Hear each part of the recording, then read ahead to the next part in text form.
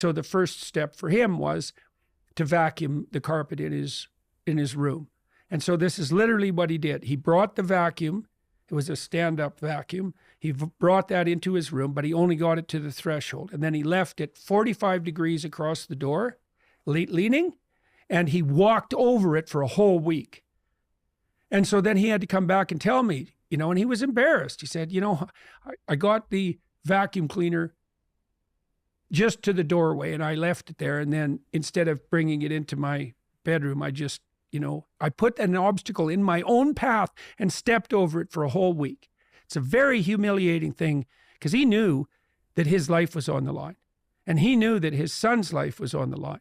And he knew that he was one useless bastard for not being able to bring that vacuum cleaner into the room, but the proper interpretation of that in part is, well, you got the bloody thing out of the closet, didn't you?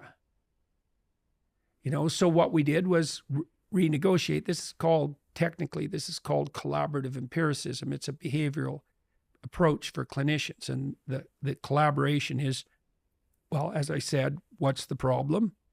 Diagnosis. What's the potential solution? The person has to be on board with all this, right? I mean, they have to be the people who decide that's the problem. You can't enforce that on them. They have to discover it for themselves. And the same with the solution. And the same with the strategies. It's like, I don't know what's right for you. I'll listen. We can jointly explore what